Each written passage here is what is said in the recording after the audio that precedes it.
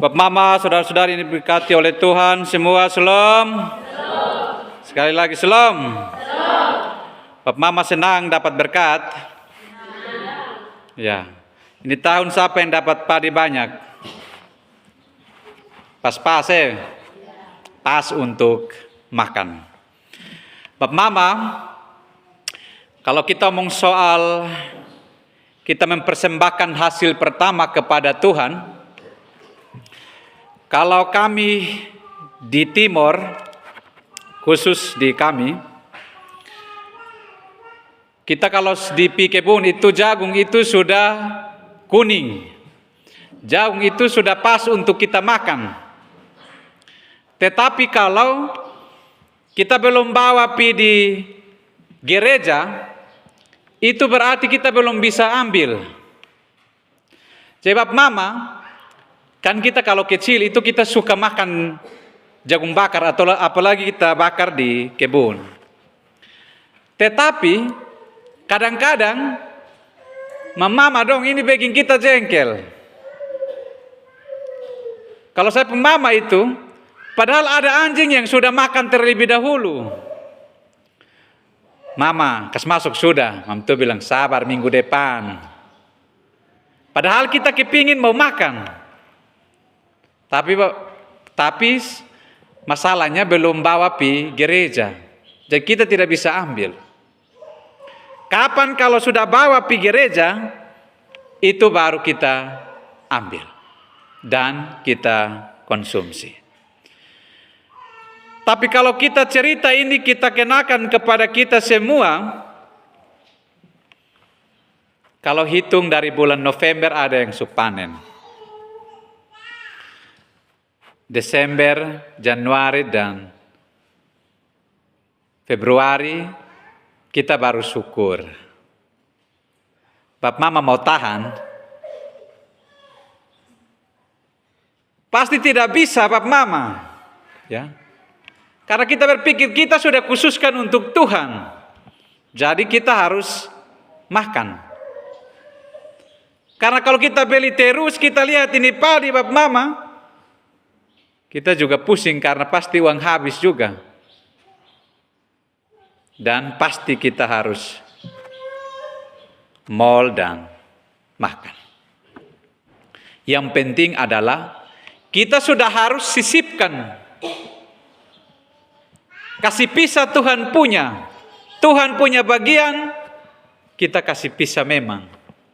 Baru kita ambil kita punya bagian. Bangsa Israel ini, identitas mereka adalah bangsa yang mengembara. Biasa orang bilang nomaden, istilah kerennya. Hidup yang berpindah-pindah. Apalagi ketika mereka di Mesir itu, mereka dijajah habis-habisan. Mereka mengalami yang namanya penindasan oleh Mesir. Mereka diperbudak.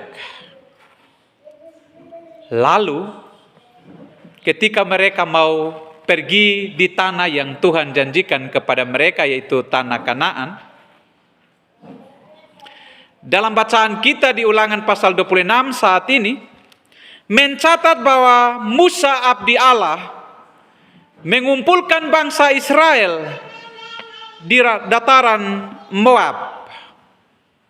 Ya, Musa sebagai nabi, dia sebagai pemimpin, dia kasih kumpul bangsa Israel di daratan Moab ketika mereka akan memasuki tanah perjanjian, yaitu tanah Kanaan. Maka Musa mengumpulkan kembali bangsa Israel yang adalah generasi baru. Bayangkan mereka mengembara, mereka ditindas oleh Mesir.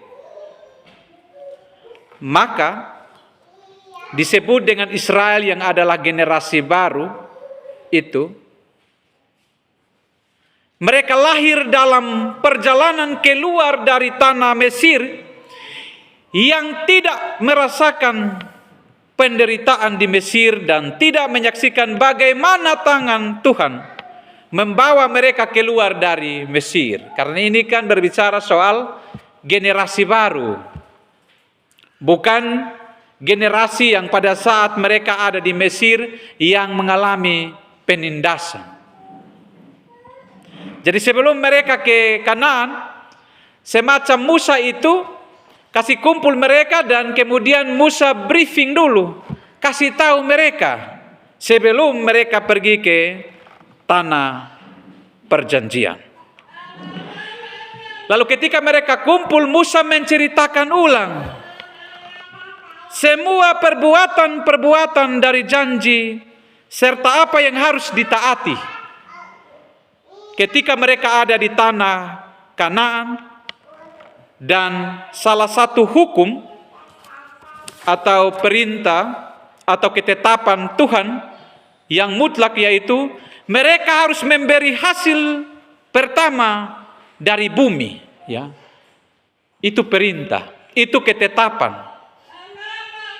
Kalau ketika mereka sudah ada di tanah Kanaan, maka mereka harus ingat tentang berkat Tuhan. Jadi hasil bumi atau hasil pertama, hasil yang terbaik mereka harus bawa dan kasih kepada Tuhan. Ya, ingat di dalam bacaan kita ayat 1 sampai dengan 2 ini berbicara soal hasil yang terbaik. Ya, hasil yang terbaik.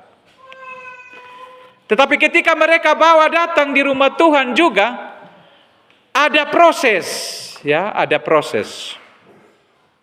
Ada proses pemberian persembahan hasil pertama diatur dengan baik sesuai dengan perintah Tuhan bahwa umat membawa hasil pertama kepada imam.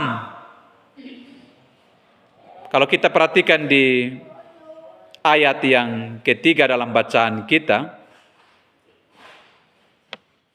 mereka membawa hasil pertama kepada imam sambil berkata, "Aku memberitahukan kepada hari ini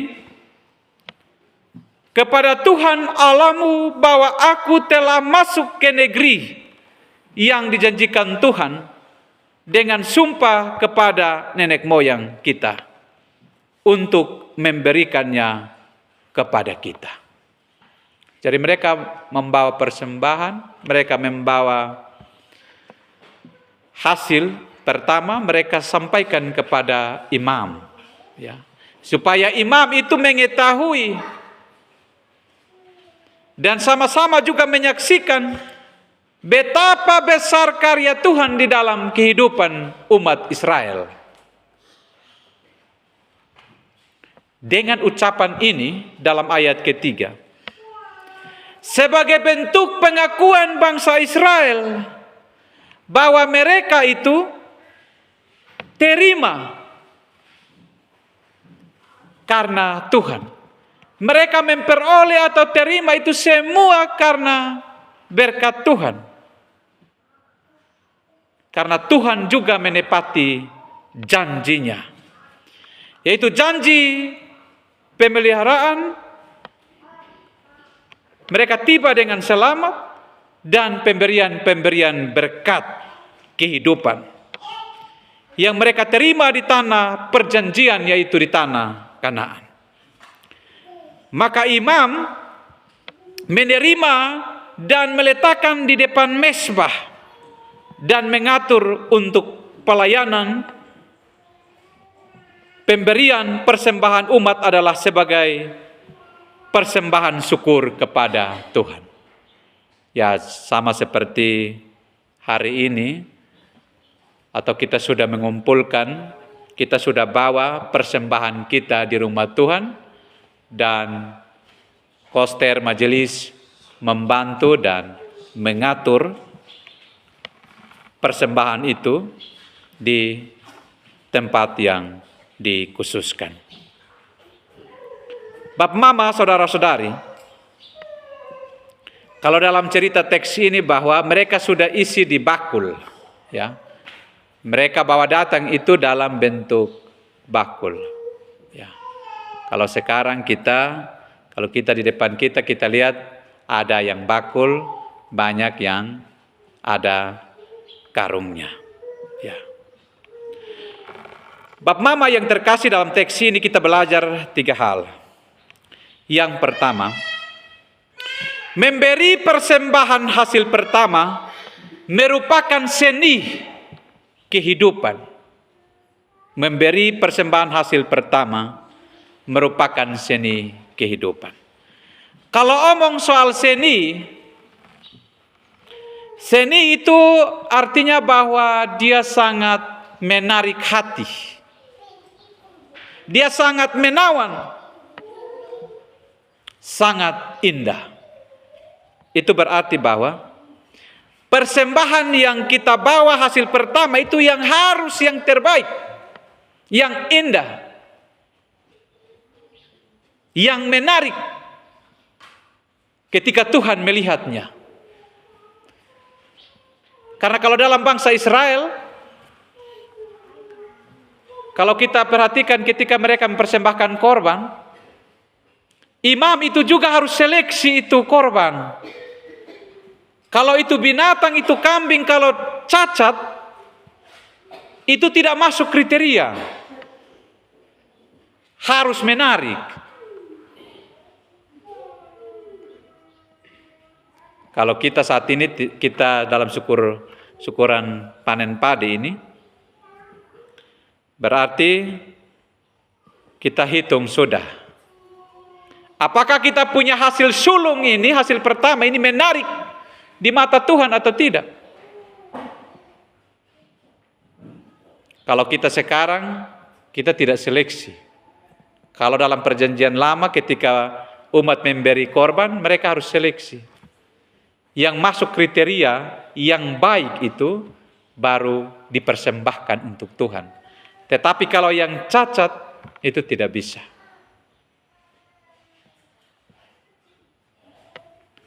Tetapi ingat bahwa persembahan juga bukan hanya bentuk materi saja, tetapi bagaimana kita menghayati dengan sungguh tentang arti mempersembahkan tubuh, jiwa, dan roh untuk kemuliaan Tuhan.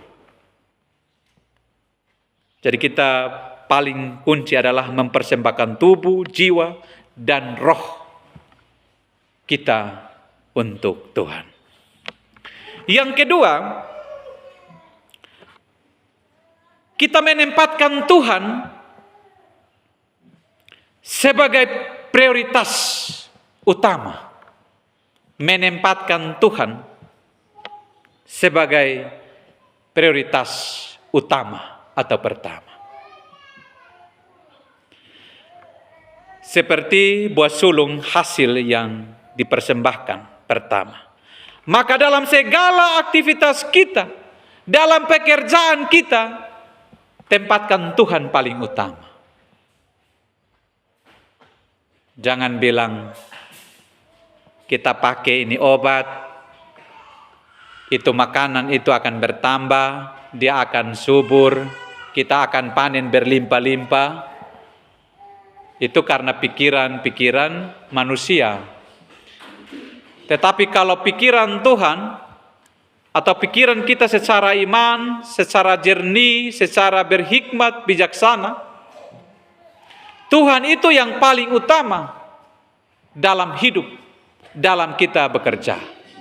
Kita boleh mencari, kita boleh berusaha, kita boleh bekerja, tetapi kalau Tuhan itu tidak menjadi prioritas, sama juga sia-sia kita punya usaha dalam hidup. Berarti di dalam bekerja, Bapak Mama, mengumpulkan berkat Tuhan, utamakan Tuhan di dalam hidup. Tuhan itu yang paling utama. Tuhan itu yang paling sulung dalam setiap pekerjaan kita. Yang ketiga, Bapak Mama, esensi dari kita memberikan persembahan adalah rasa terima kasih kita kepada Tuhan. Kalau rasa terima kasih kita karena kita sudah mengalami berkat kepada Tuhan, karena Tuhan telah mengasihi kita dan memberkati kehidupan kita. Bangsa Israel mengalami kepahitan. Bangsa Israel mengalami kesukaran ketika mereka dijajah di Mesir. Tetapi tidak selamanya bangsa Israel hidup di dalam kesulitan. Tidak selamanya bangsa Israel hidup di dalam kepahitan, ketidakpastian. Tetapi Tuhan juga memberikan jalan keluar bagi mereka. Dan Tuhan menjanjikan berkat kepada bangsa Israel. Dan itu mereka merasakan dalam kehidupan. Kita juga mungkin sama seperti, tidak terlalu persis, tetapi dalam hidup ini pasti kita juga mengalami kesulitan dalam perekonomian. Pasti kita dapat berkat, kadang-kadang tidak cukup dalam 1 tahun. Apakah Bapak Mama di sini, Bapak Mama ukur Bapak Mama pung padi sampai 1 tahun, atau hanya 1-2 bulan, 3 bulan habis?